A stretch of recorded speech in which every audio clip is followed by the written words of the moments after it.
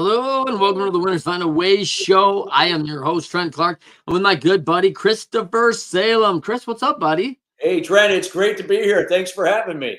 Man, it's great to have you, man. We've been talking for a while and involved with a group together, and I'm just thrilled to have you, man. I mean, you've had a lot of impact around the world, Chris. Want to get into that in just a minute. I am your host, Trent Clark, CEO of Athletes International, or Athletes Influencer Marketing, CEO of Leadershipity. We do NIL Academy and NIL education, and we train a lot of leaders. And I do a lot of growth coaching. So love the fact that I've got another fellow coach with me today because that's a bunch of fun. Most people know me because I coached in 3 World Series. So when I have a fellow coach on, a fellow baseball lover, Chris, man, I am in 7th heaven, brother. So super excited, Chris. Danbury, Connecticut native. Tell quickly where they can find you, Chris. Well, the best place to find me always is on LinkedIn at Christopher Salem. If I had to pick any social media, that would be the one I spend the most time on.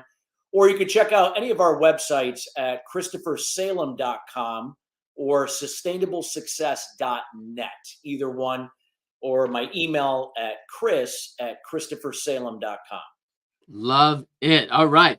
So as I said, Danbury, Connecticut native.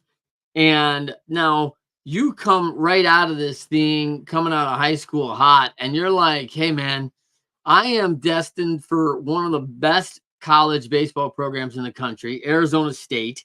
And you're going to head there and go to school.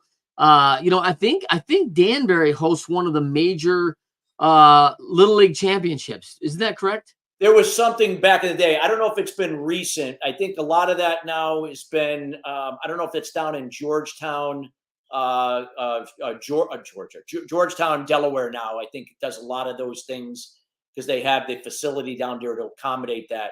But Yeah. Danbury was known for for things back in my day. Not so much these days, but definitely was, and it was something that I enjoyed being part of, and was also part of it, coaching my son up until he turned 11 years old. That's awesome. Yeah, I think the Danbury team actually won the Little League World Series one year.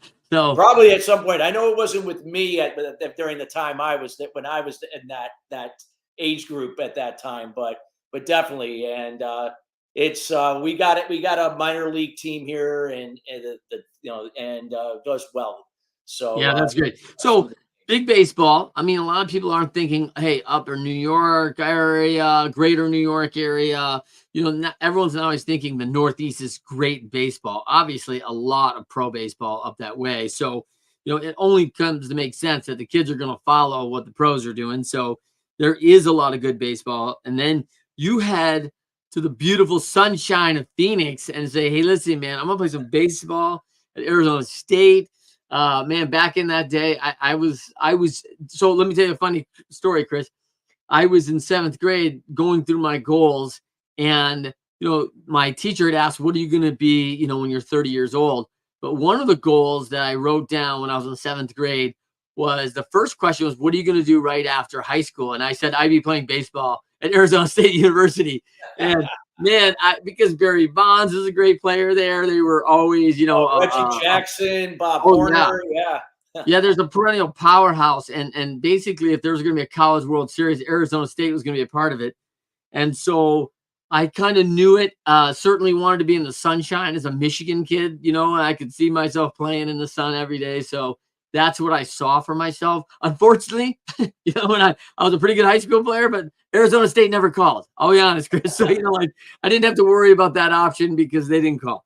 So tell me about your experience and how that went. Well, I mean, here's the thing. I mean, I was coming from, Danbury, which, it was not like some major metropolis area, but we were close to New York City, about an hour away. For me, I loved baseball. It was something I just lived, slept, breathed it every day. One of the things for me was that while I was pretty solid, in terms of muscularity, even when I was in high school, I didn't have so-called height on my side. I'm 5'9", so at the time baseball players were getting bigger, but I had a shot. That I could have went to some other schools, but I decided ASU, was, a great place. It had a great program. But even though I didn't know it at the time, but subconsciously, I probably knew that, hey, Chris, you're probably not going to go pro. You may not even make the team at ASU, but something else drew me out there. I said, I'm gonna go out there and I'm gonna do it. And obviously, it didn't work out, but nonetheless, it taught me a lot about myself and a lot of the things that I had prepared up until that time, and the things that I today have taken and carried out in other areas that I'm truly blessed to have gone through that experience. Love it. All right, let's get into that because you're an author. Master Your Inner Critic. Great book. Um, Now, one of the things you get a degree from Arizona State, spend some time on the West Coast, and now have returned back to Danbury. So kind of cool. We want to tell that story full circle here. But what most people don't know about you, which is really kind of crazy, right? Because you have a pretty big social media influence, Yeah. 26,000 people on LinkedIn. You're connected to a lot of folks, right? You're a pretty popular dude. And so you're an introvert, man. Like there's just, hey, like I go do the forward facing thing, and then I want to be me, man. I need some downtime. I do. I wouldn't say that I'm introverted where it's awkward, where I have trouble having conversations with people. That's not the issue at all. I love talking with people. It's just that I can only do it in certain doses of time. I have to have time to myself. I'm not one of those people that has to constantly be around people. I actually enjoy time either with my family, my wife, or a lot of times just with me. Like yesterday, my wife was busy, so I went for a walk by myself, and I love that downtime. Even when I'm speaking around the world, and I'm traveling, and speaking at an industry conference or an event. Usually, after I'm done, I go to my room, or sometimes, if I don't have to be with certain people because that's part of why I'm there, I go out to dinner by myself, and I enjoy that downtime to kind of just recharge my batteries. Because if just like with anything, if you're around people all the time, you're going to get depleted. And I value my time and I value my energy. So even though I'm a people person, I do love that time being alone. Yeah, it's funny because you think like, and I'm in this game too, right? So I appreciate the fact that, man, when I'm on the road, people don't understand like, oh, you're in front of hundreds of people at a time. Like, if you don't know how to manage your time alone, I can get lonely out there. I have 5 kids. I mean, my house is busy, right? Like all the time. And I'm like, man, like this is way downtime, man, because people don't understand. You travel alone, and so yeah, I'm forward facing and I'm with people for 3, 4, 6 hours, but that might be very distinct for those 6 hours over a 2-day period of travel by myself, no one to talk to, being in the hotel. And you're like, man, if you don't have that, and I think this is part of that inner critic, if you've got a tough inner critic around you, meaning me, right? Then that can get not only lonely but troublesome.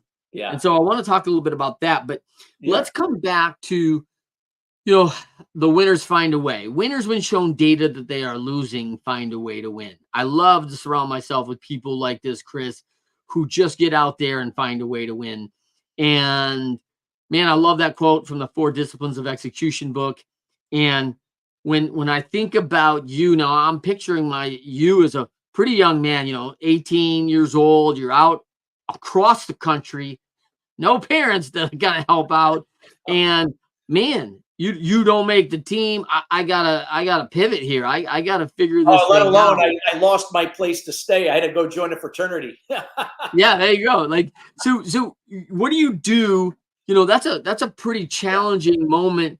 Did you think like, hey man, throw everything back in your bag and get in the car and go back? There was a point where I felt that, but there was just something that, like, what lured me out there, because it was, even though I couldn't consciously put my thumb on it at the time, that something said that you're meant to go out there. It's not what you think. It's not going to be baseball. You're not going to be playing baseball for ASU.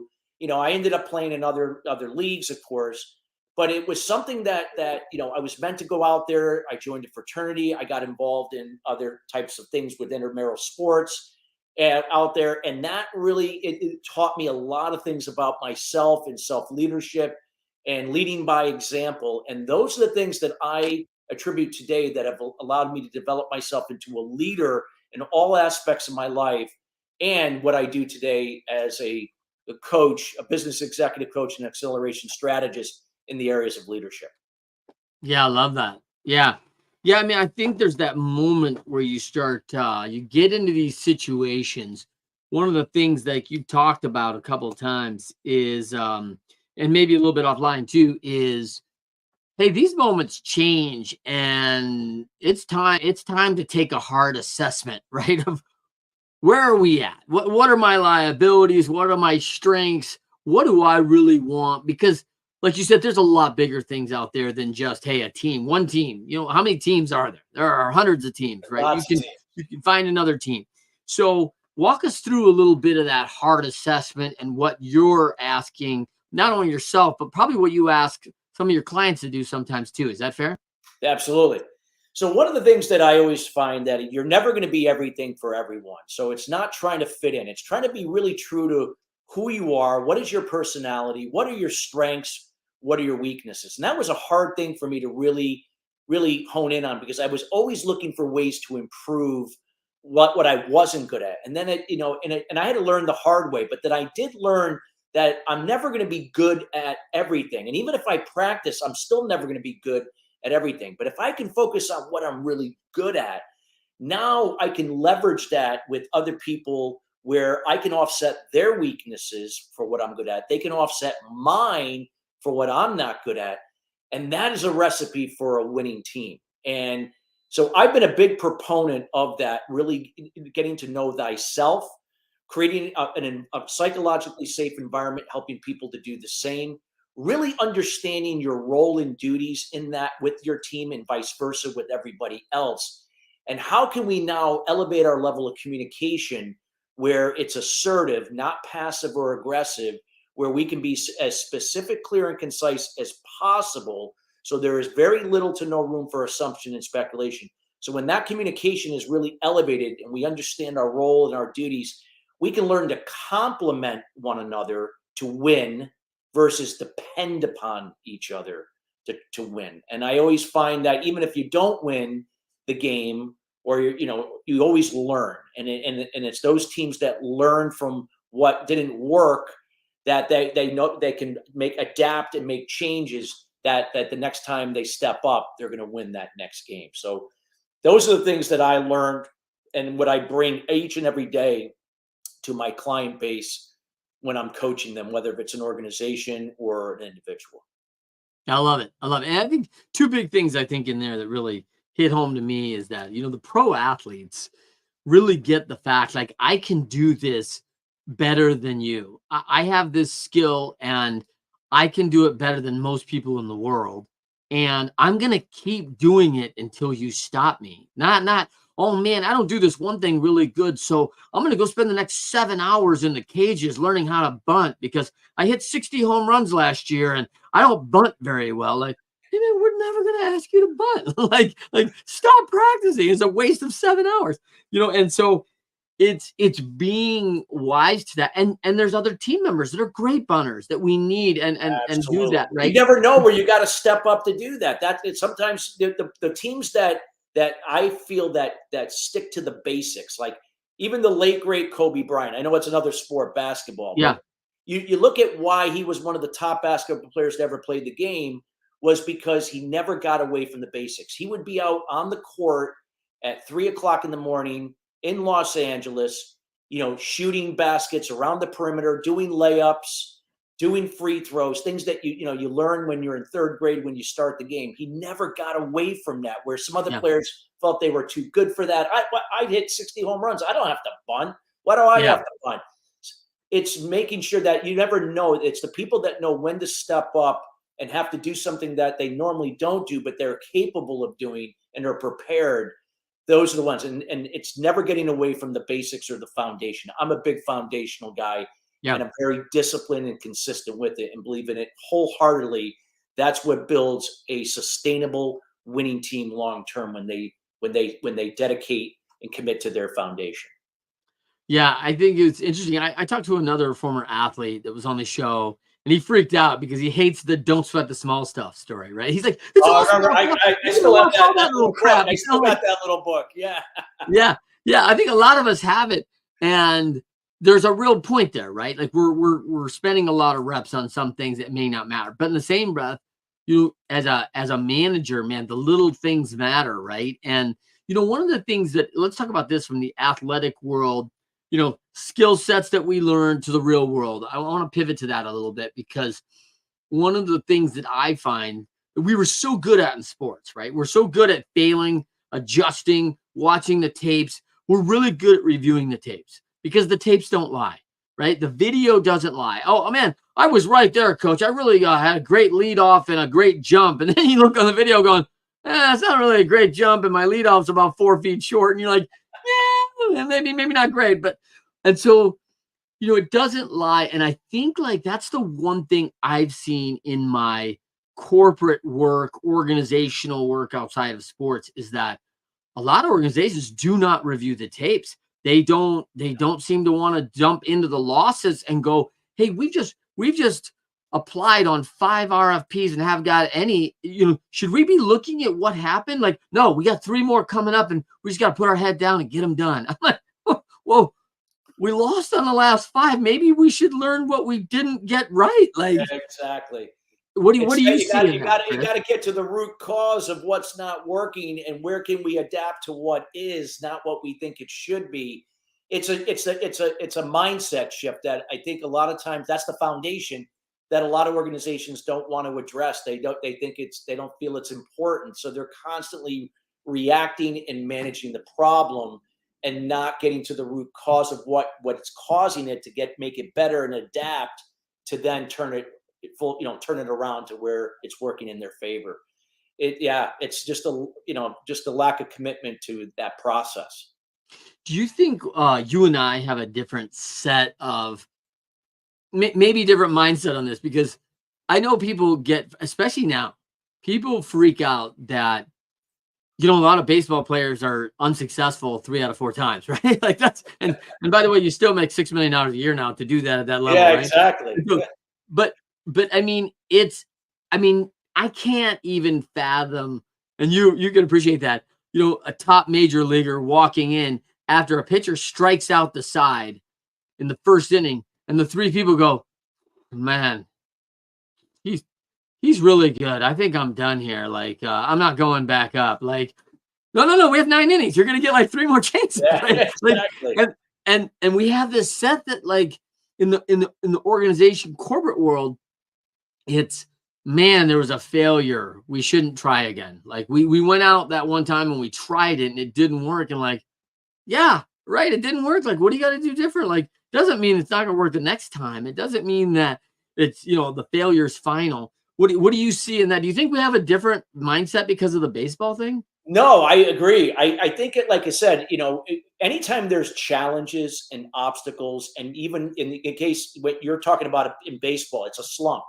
If we don't experience the slump and then experience we're never going to know where we can adapt and change. If everything were going well and you didn't strike out and you got on base every time, there eventually something's going to happen. You're going to become complacent, you're going to become bored, and then you're going to create a problem anyway. So I find that the greatest advancements in any situation, whether it's business, baseball, or anything, it comes from what we learn when we go through those challenges and obstacles. They're blessings. They're opportunities to find out what can we do better to improve. And it's not about being the best, it's about being your best. And it's those teams that adopt that philosophy that end up sustainably winning long term versus ones where everyone's got to show up to be the best. So I look at, when I went through slumps in life and in baseball, even though at the time I didn't see it that way because I was young and, I would get down on myself. But now looking back, those were opportunities to grow and get better. And now I thank for those experiences, because if I didn't have those experiences, I wouldn't be able to now take the good from it and now be the example of that and be a resource for others to help them do the same. Yeah, and you and I get this hyper learning level that most people probably don't. You and I sit in front of a lot of challenges, and we get to guide and walk people through these things about how they're going to overcome, how they're going to adapt, what should they do differently, what are possible options, right? Let's do a SWOT analysis, all these things. And so, man, there's just tons of learning that come out of each situation, and the lessons are everywhere, right? I mean, they're just everywhere. And the other thing that probably you and I have a very thick skin to is that, hey, failure's never final. Like, I've seen all sorts of failures. Like, people recover. You'll be all right. Like, Yeah. I don't get freaked out by failure. In fact, I kind of love it because, like you said, the obstacles are the blessing. We're going to get way better out of this. Like, it's not great right now, but if we all just sit out and at the annual meeting in 6 months, we are all going to be different and better because of the situation today. So I'm super excited. And they're like, oh, the sky is falling. You're like, oh man, this is great. Like, this is awesome. And I'm all pumped up standing on the table. And they're like, this is terrible. No, I agree. It's the process. It's trusting the process, and I learned to say to myself every day, I can only control 5 things each and every day, and that's the communication to myself and other people, being an assertive rather than a passive aggressive, my behavior, making sure that's in alignment with my communication, my attitude, it's happening for me, not to me, my emotions and how I respond versus react, where I can choose to respond from a secondary emotion, not the primary emotion, and then my level of action. That's it. And I can't control those same 5 things in other people, amongst other things that are beyond my control. So I have to always remind myself and be the example to help people operate from your intentions, focus on those 5 things. And when you can come together as a team doing those same things in your role and duties, that's how you're going to complement each other to win more games or win more, better outcomes. And it doesn't mean you're going to win them all, but you're not going to react to the ones you don't win. You're going to learn and adapt and get better, to win the next time. So that's for me. This my experience playing baseball at a young age up until college, what it taught me and everything that I learned. And some things I had to learn the hard way, but I'm very blessed and thankful for what I'm able to carry on into the real world in every role and duties that I have as a man, as a husband, a father, a member of my community, and in the business world. Yeah, you hit on some big itties there, man. Like adaptability, community, productivity, all these things that we're looking for. And tell me why people call you, Chris. I mean, did you become a famous guy because the Master Your Inner Critic book? Is that what kind of set you into the next level? People said, man, I have to hear more from Chris, or I need Chris's help. I love these 5. I mean, they're Yeah, fabulous. What I was the would big say the thing? book. The book had a part in it, no doubt about it. But I would say it was the consistency in this case, Trent, that I was constantly being transparent and vulnerable, but in a healthy way, not establishing healthy boundaries, not airing my dirty laundry, but putting myself out there on social media, putting myself out there when I speak on stages around the world, on podcasts, on in blogs and articles. So it was the consistency of that content and constantly being out there in front of people that's what led to more connections and more building my sphere of influence, leading to more opportunities and helping more people, helping them to generate the results they seek, and then getting referrals and references, and that's kind of like how that process unfolded.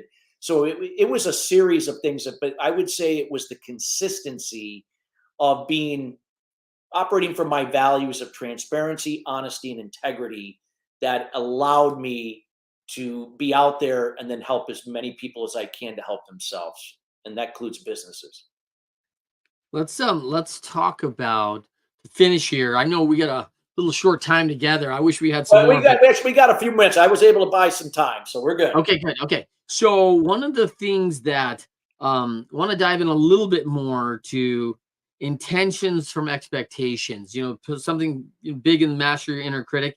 as well as self-limiting beliefs. I mean, we are often, like you said, we're our toughest critic, man. I mean, Yeah. this is, and that inner critic is a loud voice sometimes, right? And, Oh it's the one voice you're trying to get rid of going, hey, listen, I can get out of my house if my wife's voice really is on me, right? But like, hey, man, I can't get out of this head, right? Like, if no, I'm that tough on follows you you, everywhere you go. yeah, and from the athletic standpoint, where you are constantly got a coach's voice in your ear and you're translating that with your inner critic, man, that voice becomes really heavy in the athletic world because we learn really young that it's alive and well. Yeah, it So is walk true. me through people that how are we doing good with this? Where are we challenged with this? What should we be looking for? So I could tell you right now, self-limiting beliefs are powerful, and they're forged during our child development years, like around 5, 6, 7 years old. And these are the things that you pick up, growing up, and mostly in your home, and what you observe in your parents' communication, their behavior, their attitude, their emotions, and their actions. And these things can play out in a positive or negative way. Now, if they're playing out negative, they can have a huge impact on your confidence level. And doesn't mean confidence overall. You could be really confident in one area of your life. Maybe that was sports, but not have the same level of confidence somewhere else. And that's why you're having problems there. It can impact your decision making, your communications, and being specific, clear, and concise to yourself and others. Your risk taking ability, your ability to take massive action. Many people are busy but not productive. So we don't realize how powerful self-limiting beliefs are.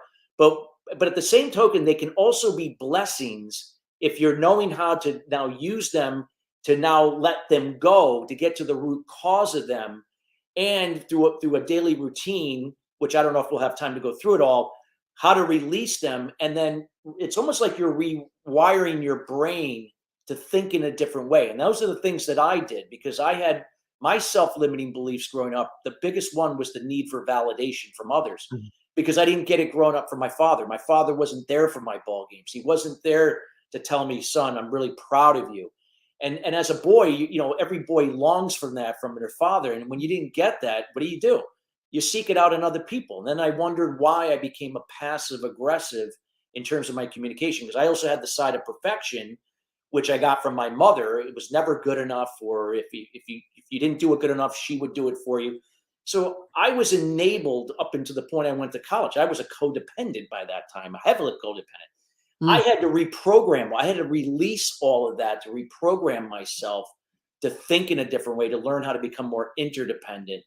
And those are, in my opinion, Trent, are the true leaders that have overcome those obstacles through self-awareness and reflection, and now decide to get, to eliminate the limiting beliefs, adopt a different way to think from intentions rather than expectations, to operate in the moment, not from fear, and now be a consistent example and a resource to help others do that for themselves. Those are the people I admire the most, that step up to be that example and be that resource each and every day.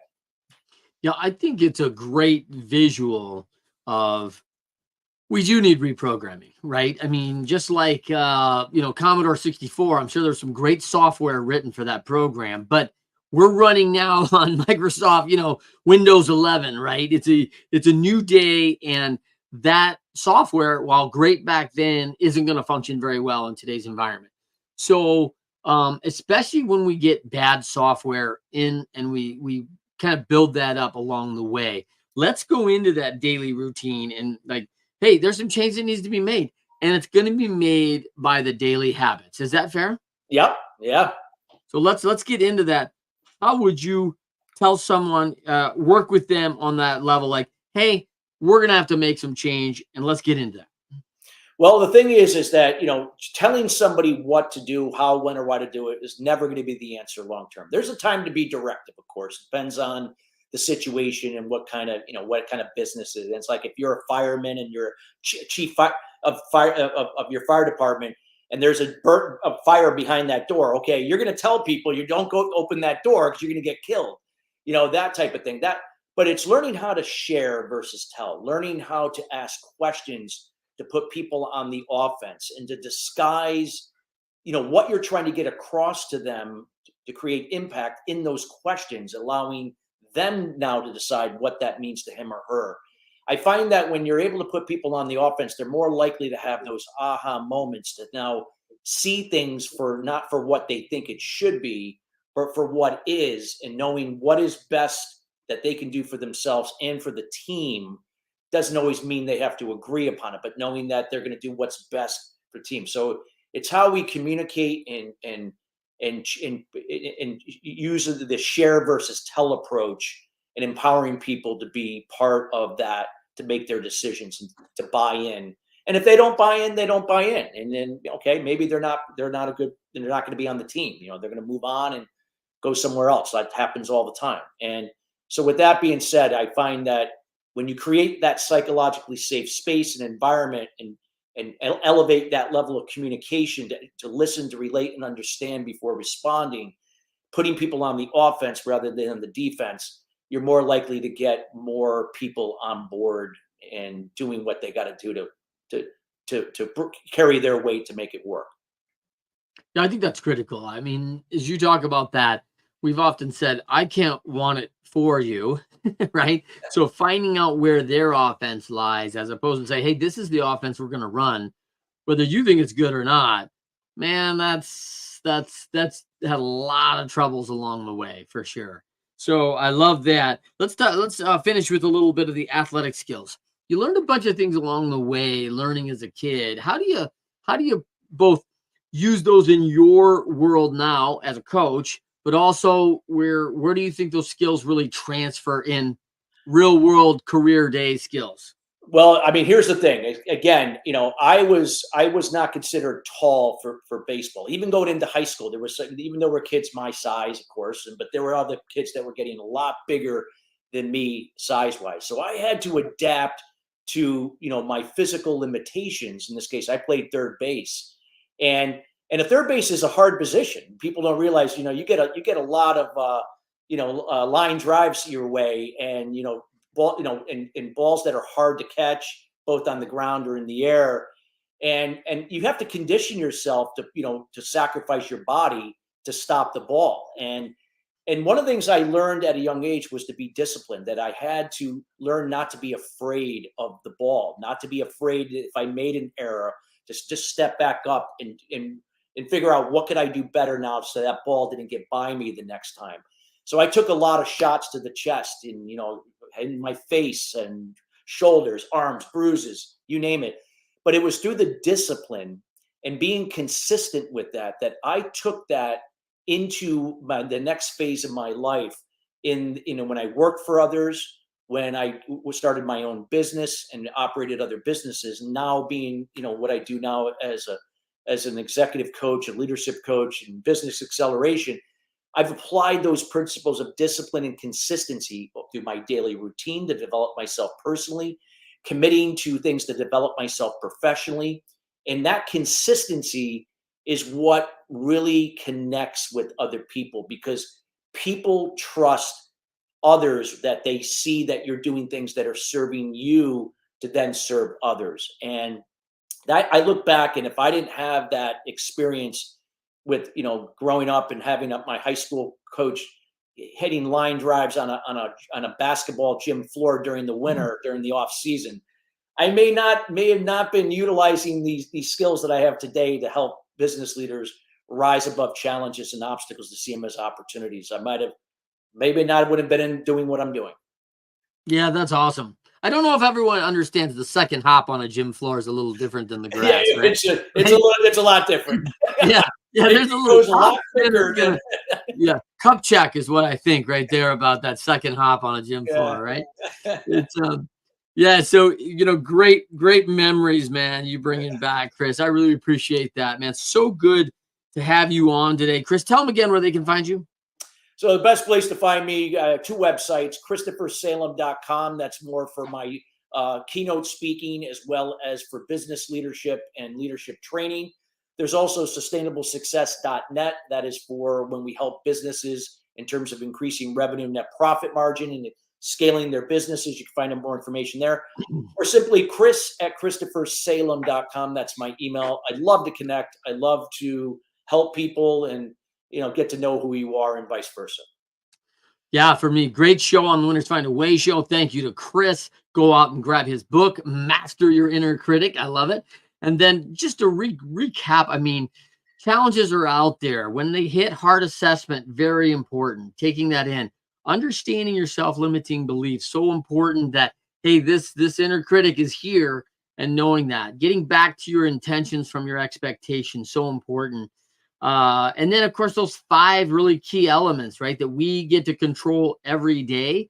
Certainly, how we're doing on communicating to ourselves, and others, and then behaving self and others, right? The attitude, so important, emotionals, and then our level of action, like what we get to control is so important. And man, you just modeled that consistently so well.